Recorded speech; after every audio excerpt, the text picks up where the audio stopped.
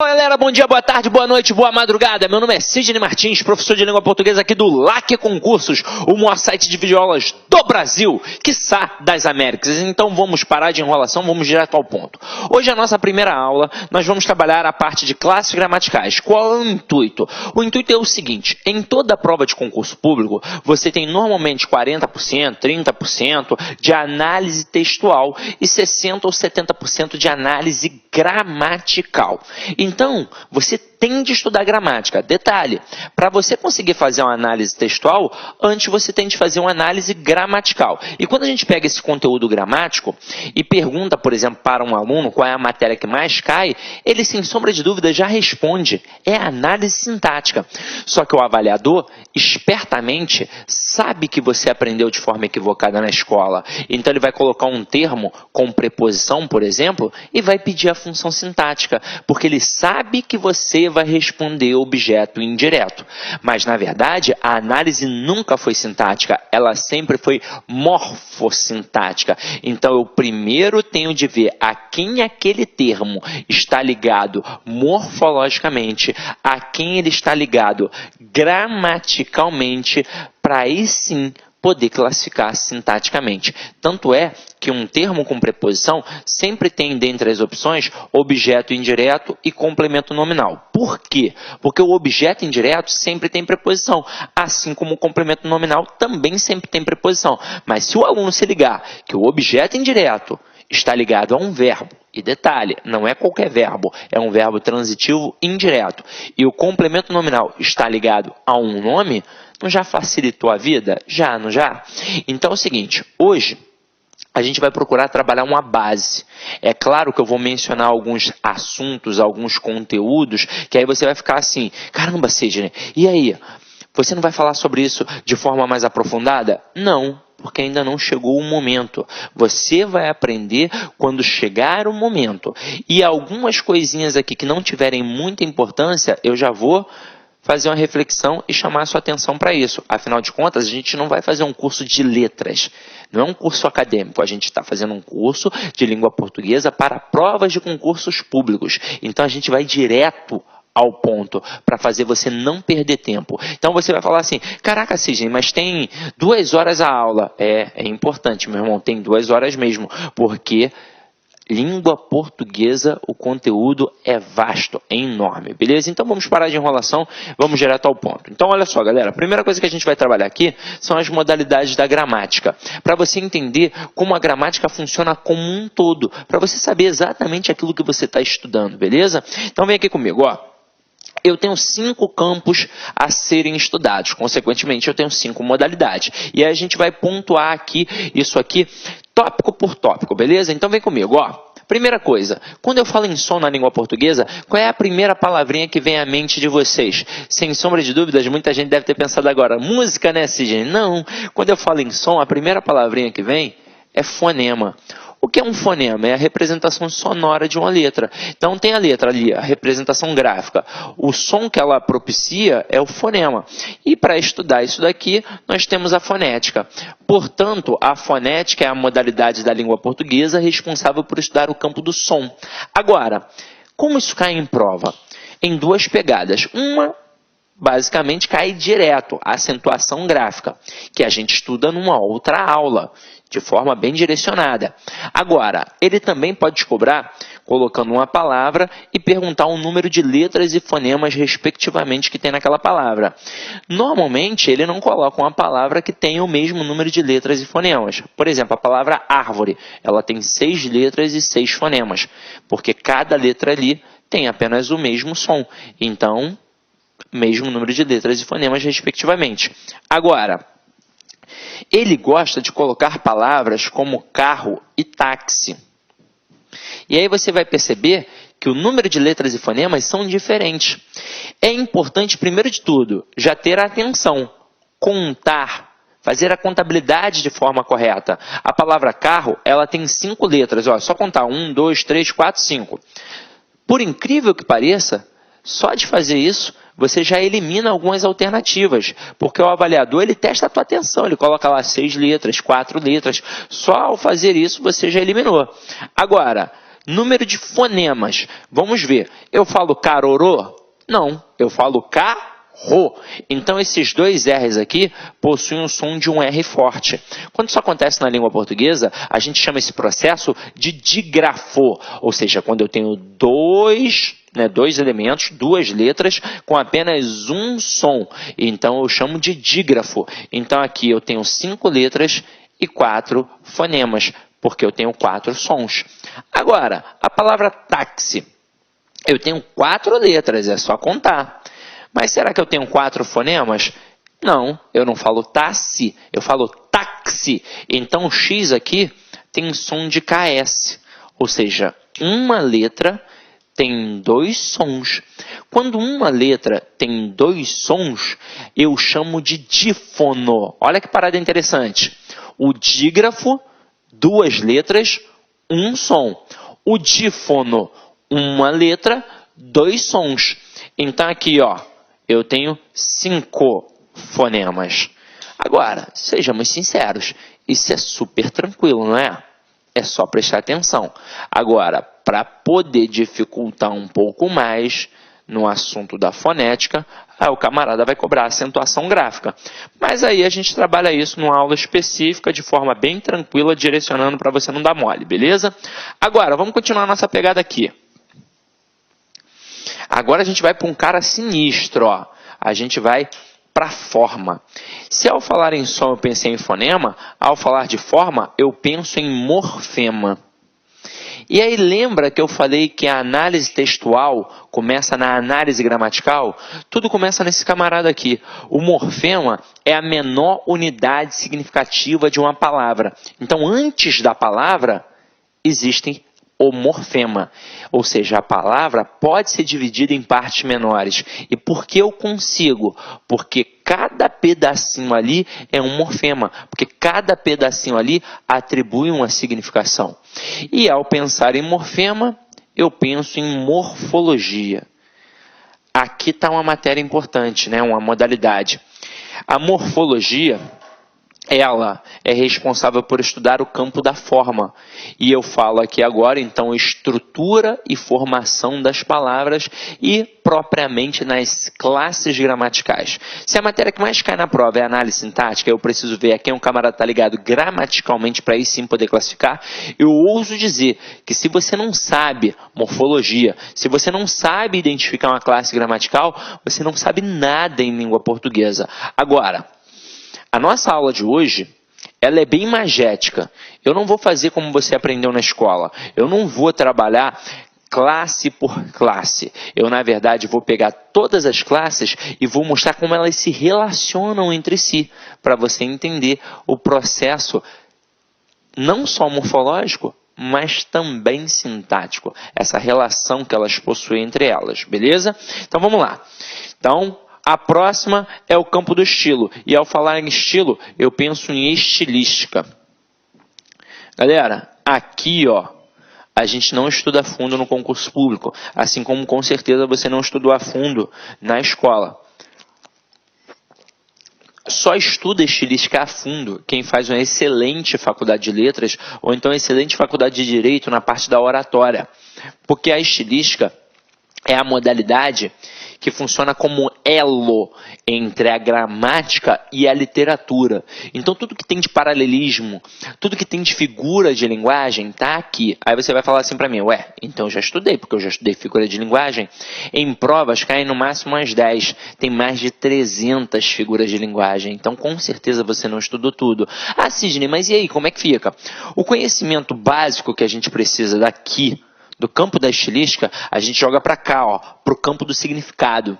E isso aqui é importante realmente para a gente. Ó. Quando eu falo em significado, eu penso em ideia, eu penso em sentido. Então, eu vou colocar aqui a palavrinha sema, que me remete à semântica.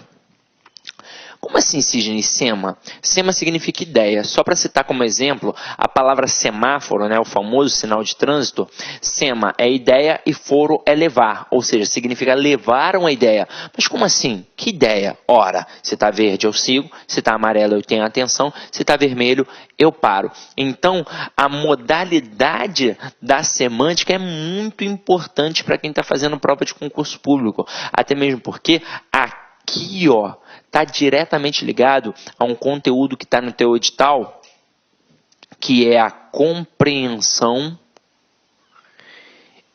e interpretação de textos. A gente tem uma aula só para isso, mas eu já vou adiantar para você, não é a mesma coisa. Quando eu falo em compreensão, é aquilo que está dentro do texto. O comando da questão é, segundo o texto, de acordo com o texto, simplesmente no texto. Quando eu falo em interpretação, o bicho pega, porque vai além do texto. Então, o comando muda também. Agora passa a ser infere-se que, deduz-se que, analisa-se que, e por aí vai. Então, na aula de interpretação, eu vou mostrar a vocês as diferenças básicas de compreensão e interpretação. Até mesmo porque, para fazer uma questão de compreensão, qualquer um que está agora assistindo a esta aula consegue fazer. Afinal de contas, basta ser alfabetizado, porque a resposta está dentro do texto. É só ter calma e atenção. Agora, quando eu falo em interpretação, aí o bicho pega, né? Porque vai exigir conhecimento de mundo. Quanto maior o teu conhecimento de mundo, maior a tua capacidade interpretativa. Então, tem sim de ter lido bons livros, de ter visto bons filmes, de ter escutado boa música, idade conta, viagens conta, tudo isso vai contar. Aí você vai falar, pô, então tô ferrado, porque eu só vejo Sessão da Tarde, escuto a Anitta, mas para sua sorte, as questões de concurso são, na maioria das vezes, de compreensão. E quando são de interpretação, são questões muito tranquilas, que você vai ter assim, com certeza, o texto ainda como base. Então, se você trabalhar estratégias que a gente ensina aqui, com certeza vai dar certo. Só que ainda não é um momento, né? É para a aula de compreensão e de interpretação. Só chamei a atenção para a importância desta modalidade. Agora, e quando eu falo em relacionamento? Eu penso automaticamente em função sintática. E ao pensar em função sintática, eu penso em sintaxe. E é sintaxe mesmo, tá, galera? Com som de 2 S's, porque é um termo que já existia antes de vir para a gramática. É um termo militarizado. Quem é militar da antiga, com certeza vai lembrar. A sintaxe é a reunião de grupamento. Ou seja, era um momento em que a galera definia quem ia cuidar do material bélico, quem ia cuidar da arrumação, quem ia cuidar da limpeza, quem ia cuidar da cozinha.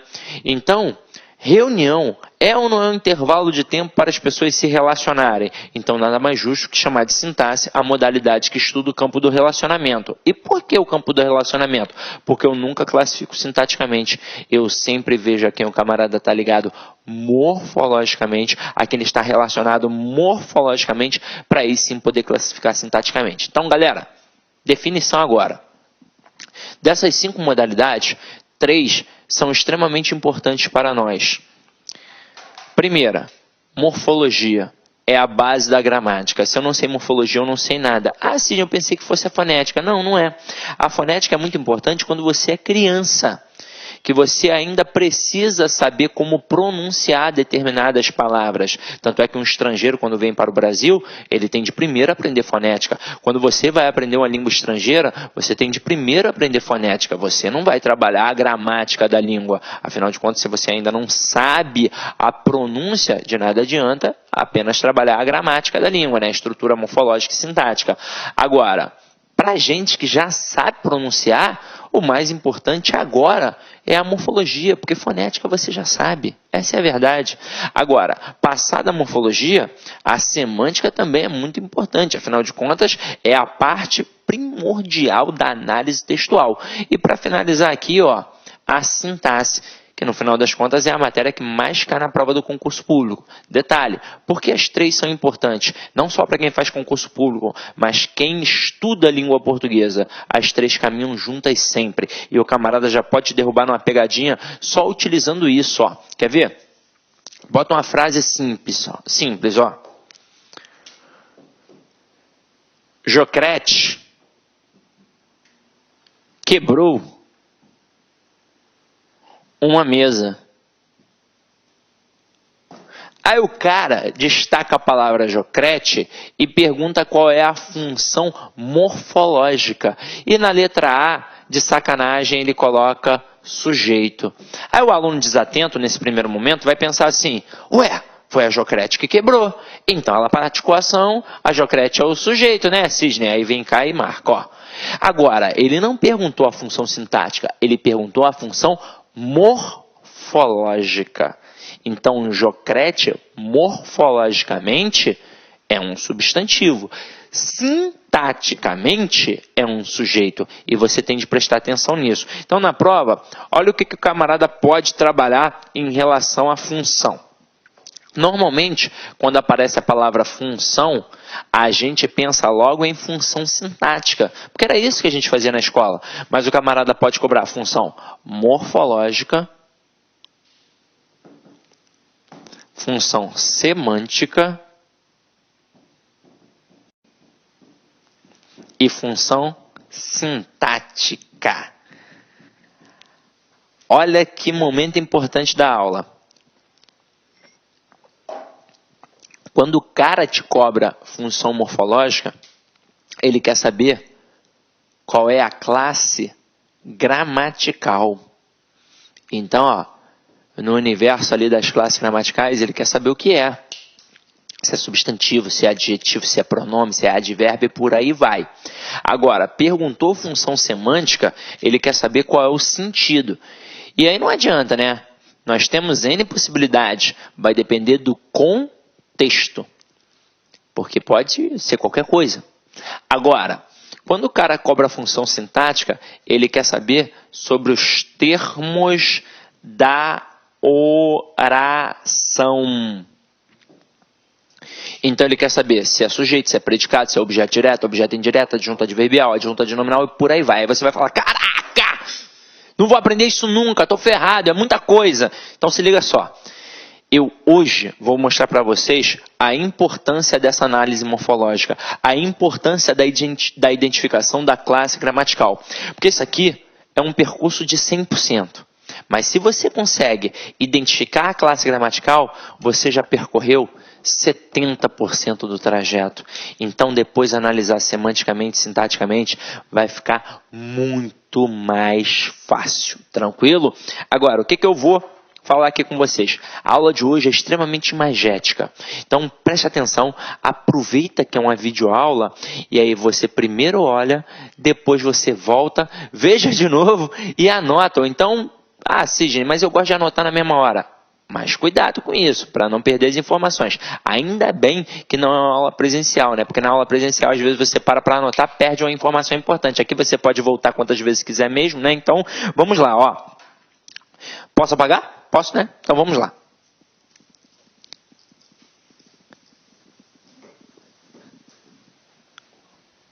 Galera, acompanha aqui comigo, ó.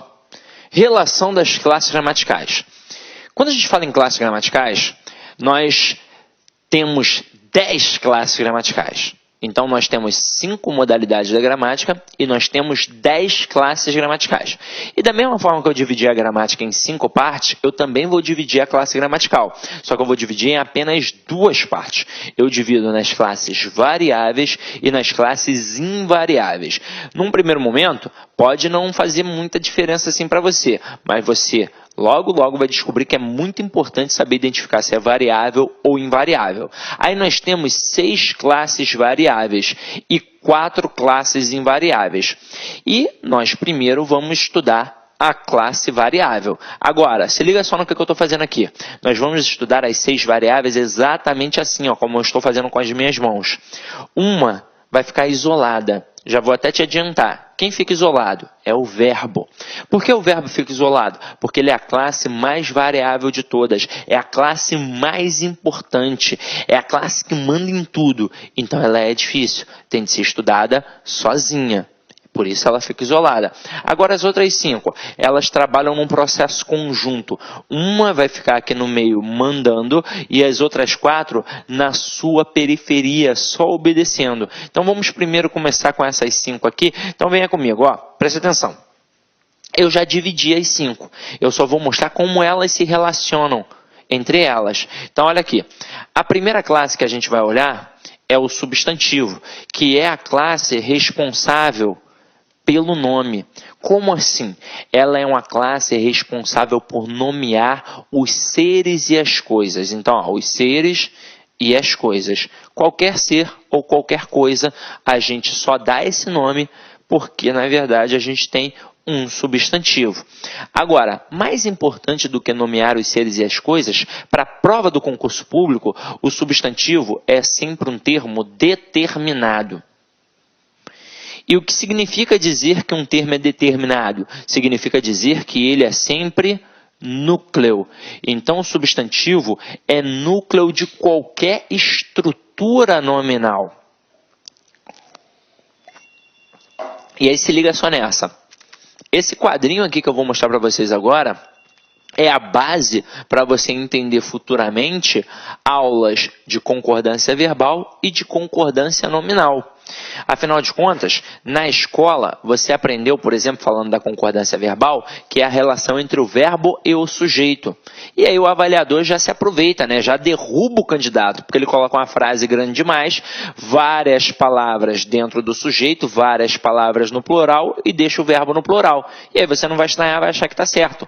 Mas, na verdade, o verbo não concorda com o sujeito como um todo. Ele concorda apenas com o núcleo do sujeito. E quem sempre vai ser o núcleo do sujeito? O substantivo sem preposição. Então, por mais que tenhamos várias palavras no plural, se o núcleo estiver no singular, o verbo tem de ficar no singular. Então, olha a importância. E o substantivo, ele não é só o núcleo do sujeito. Ele é, na verdade, o núcleo de qualquer estrutura nominal. Ele é o núcleo do sujeito, do objeto direto, do objeto indireto, do complemento nominal, do aposto e por aí vai. Agora, entender isso aqui vai fazer você também entender a concordância nominal.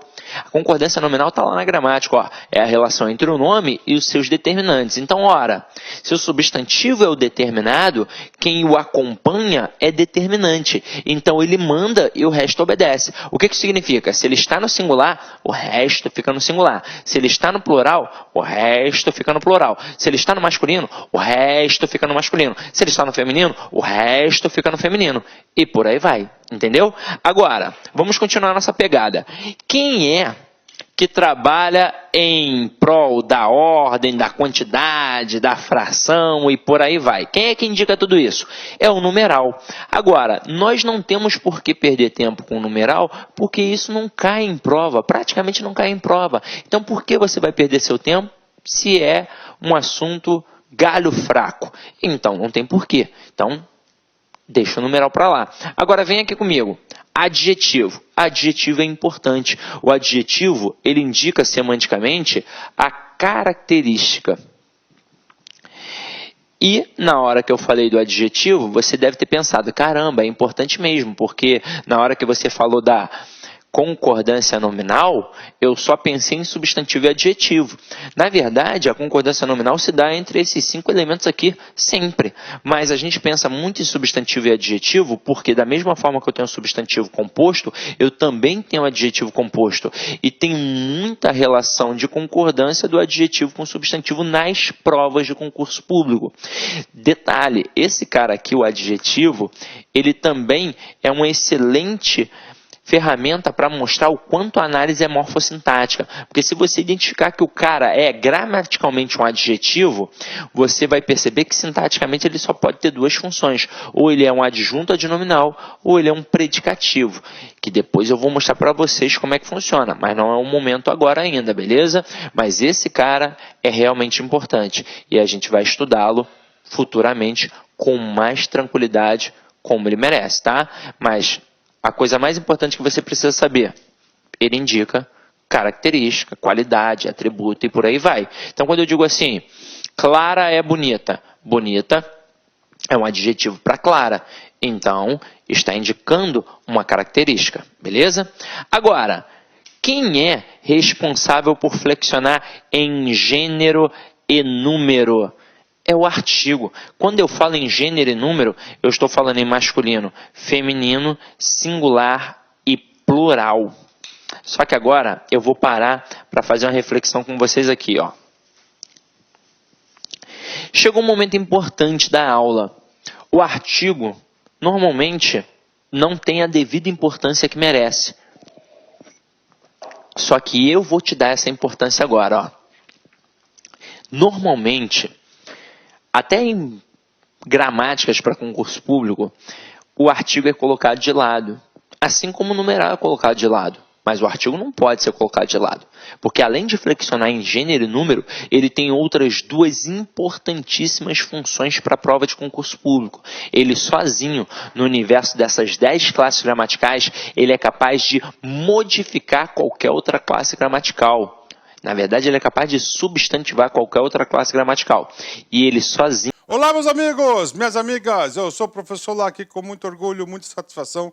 Estou aqui para apresentar uma super proposta pedagógica específica para o concurso do Instituto Federal do Ceará 2021. É isso mesmo, edital publicado, edital na praça, e nós, claro, aqui da Lá Concurso, uma grande tradição em oferecer cursos para universidades federais e para institutos federais.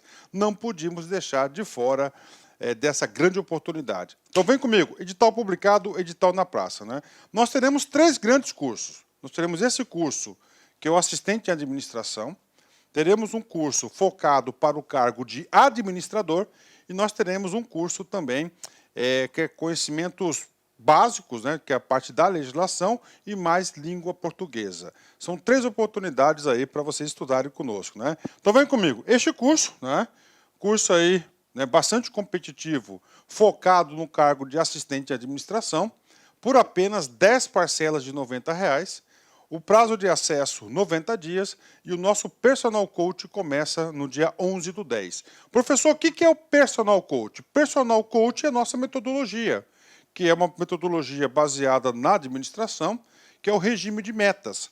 Quando uma pessoa trabalha em regime de metas, ela vai se motivando na medida do que cumpre as metas. Então, segunda-feira você tem uma meta, você foi lá, ficou no farol verdinho. Terça você tem outra, quarta e assim por diante. O que acontece? Lá no final do curso, você brincando com o regime de metas, ranking, a gente vai ranquear vocês.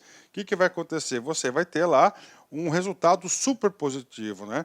Digo para vocês, eu desconheço algum aluno nosso aqui da Lá Concursos que cumpriu 100% as nossas orientações pedagógicas que não ficou competitivo. Pode ter certeza disso. Se você cumprir nosso Personal Coach, você tem tudo para ficar competitivo. A data da prova é no dia 11/12, né? Muito curto aí, o edital aí não é muito complicado o conteúdo programático. As inscrições vão até o dia 7/10, e a banca examinadora é a banca IDECAM. Próximo cargo é o próximo curso nosso. Olha aí que barbada, 10 parcelas de R$ 15. Você vai ter língua portuguesa e mais conhecimentos gerais, que é a parte de legislação. Também prazo de acesso 90 dias, né? E o terceiro curso nosso é o curso focado para o cargo de administrador. Apenas 10 parcelas de R$ 40, e também tem um cargo, tem o Personal Coach, né? Olha, eu sempre gosto de tirar um print do edital. Aí, edital publicado, edital na praça, dia 8 de setembro. As vagas, né? Ó, administrador, tem que ter curso superior à administração, mais registro no conselho, 2 vagas imediatas, e no máximo aí nós temos aí 9 vagas aí para o quadro de reservas, né? Assistente de administração, no total 49 vagas. Ó, ensino médio profissionalizante ou médio completo, 49 vagas, né? Excelente oportunidade. Então, este concurso nós teremos no total 225, 49 vagas para provimento imediato, né? E no total 225 para ficar na fila de espera. Professor, como é que vai ocorrer essa prova, né? Então, na prova, nós temos aqui essa prova, são 60 questões, múltipla escolha, 4 alternativas, 10 de língua portuguesa, 10 de parte de legislação, que é o decreto do Código de Ética do Poder Executivo Federal, o Estatuto do Servidor Público Federal, isso aqui é a lei Processo Administrativo Federal e as 2 leis específicas de carreira aí e do sistema de educação profissionalizante do Brasil. Todas as leis nós temos gravadas e mais os conhecimentos específicos, né? Este concurso, atenção, tem um prazo de validade de 1 ano, prorrogável por mais 1 ano, ou seja, 2 anos. Então, durante esses 2 anos, se você ficar ali entre os 225 alunos aprovados, né, no cadastro de reserva, digo para vocês que há possibilidade real de quê? De você ser chamado nesse concurso. Então, uma grande oportunidade. O nosso curso de língua portuguesa, que é o Conhecimentos Básicos, que é 10 de R$ 15, né? Você tem um curso completo de língua portuguesa, com o nosso grande mestre, professor Sidney Martins. Você tem legislação específica, todas essas aulas foram gravadas por mim, estão todas elas atualizadas, não tem nenhum artigo desatualizado. Eu acabei de fazer essa revisão, todas as aulas aí são super atualizadas, né, essas aulas nossas aqui, e já estão disponíveis na área do aluno. Né? Assistente de administração, o que vai diferenciar o nosso curso? Exatamente o módulo de assistente em administração. Temos aí raciocínio lógico, informática, né? Noções de administração, tudo dentro de uma grade só, né? Noções de arquivo, ética e responsabilidade, noções básicas de legislação, que aí é somente a parte de contratos, né? Noções básicas, então parte de princípios, de prazos, né? Noções de administração, de direito administrativo. Então esses são os módulos aí para o cargo de assistente em administração. E o cargo de administrador, as matérias específicas, né? A parte aqui de administração é hoje licitação e contratos, né? Licitação e contratos, gestão de pessoas, projetos, regime jurídico dos servidores, que é o mesmo que está lá, eu acho que nem poderia estar esse item aqui, orçamento público e noções de informática. Então, essas aí são a grade prevista e nós montamos com base nessa grade o mais próximo possível. Tá bom, meus amigos? Então, esperamos vocês aqui na LAC Concursos. Forte abraço, tchau, tchau. Clique lá